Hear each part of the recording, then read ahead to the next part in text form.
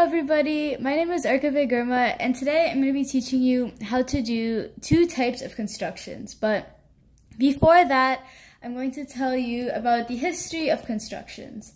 So constructions using a compass and a straight edge have a long history in ancient Greece. It's a part of something called Euclidean geometry, and it was created by Euclid of Alexandria in obviously ancient Greece. These constructions, the materials that you're only allowed to use are a compass, a straight edge, and obviously something to write with like a pencil or a pen. Obviously a pencil is recommended. Something I'll tell you about, back in the day, the straight edges that were supposed to be used in constructions were not allowed to have measurements, because then you could cheat and measure something and then replicate it. But today, obviously, I'm not going to be using that kind of straight edge, and I won't be cheating using the measurements. Another thing different about back in the day, their compasses, the thing about them is that they weren't tightened like they were now, like how you can transfer a certain width of the compass. Back then, as soon as you stopped drawing something, the compass would immediately collapse and you would lose whatever width you were using. So I have that advantage again, but that's how most people do it these days. So the first construction that I'm going to be showing you is a perpendicular bisector of a straight line. So here I'm going to be drawing a straight line. Oh, that's not very straight. Okay, I'm going to be drawing a straight line like so. And then I'm going to be naming this line A, B. Okay, so I have my line segment. Okay, it's not a line, it's a line segment because it ends. So first, you're going to need to take your compass and you're going to put the pointy side on one of your points. It doesn't have to be point A and B. Obviously, it can be any name. So then you're going to make the width slightly like more than half of the line segment. And then you're going to draw one big arc, like so. Make sure to keep your constructions light and make sure not to move your point so that the arc isn't ruined. And then you're going to do the same thing for the second point, but make sure not to change the width of the compass. So you're going to be drawing another big arc like so.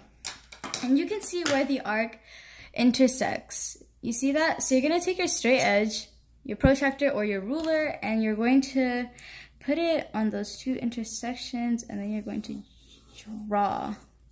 And then obviously you can tell that this line is a midpoint of line AB, and it is also it is also perpendicular to AB. So you can tell that this is a 90-degree angle, and using my protractor, I can show you, if I put, oh, this is backwards.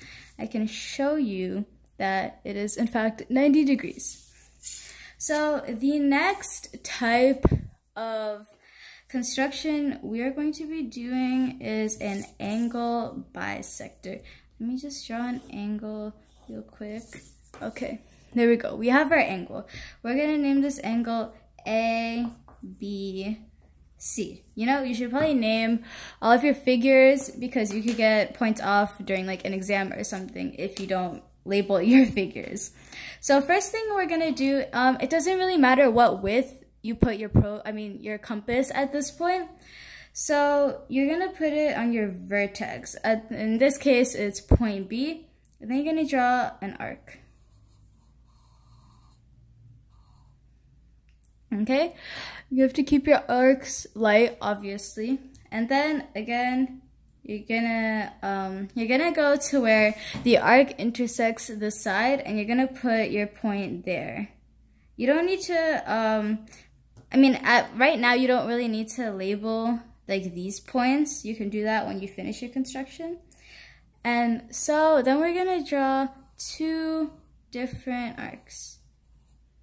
We're gonna draw one there, and then you're gonna move on to this side where this side intersects the same arc, and then you're gonna put your point there, and then you're going to draw obviously an arc.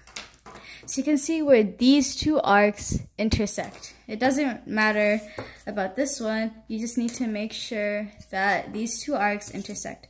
And so then you can see I'm gonna put my straight edge at the vertex and at the intersection of these two arcs, I'm going to draw my line. And there it is, you have the bisector of an angle.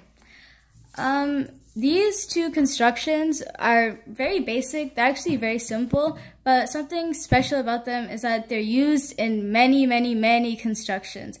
Obviously, I could teach you how to copy a line, which you definitely need to know how to do, but that is as simple as, you know, making your compass the length of that line and then drawing your arc and then connecting it. So that I didn't feel the need to teach you, but these two can be kind of complicated. So I think these are very important. So that's the end of my tutorial video. I hope you guys enjoyed it, and I hope you understood like what I was doing, because I may have covered it a little bit, but you can obviously see that most of the time you draw the line where the arcs intersect. You can see that here, and you can see that in the perpendicular bisector. You can check you're technically not supposed to, but you could check the accuracy of your constructions using a protractor. But if you're in an exam and you have to use a ruler and not one of these, obviously you can still basically tell if it's correct. Obviously, constructions are used to be very precise, and so like you're not supposed to just wing it. Obviously you would need to do these arcs. It's not acceptable to just draw a line and then see, oh, this kind of looks like the middle, and then you draw your line there. You need to use the arcs because the compass can never ever fail you. That's the end of my video. So yes, I hope you guys understood it, and I hope it wasn't very boring, and I hope you were able to take in all the information, and I hope you can apply this arc method to some other constructions because it's all very similar. Okay, that's it for me. Bye!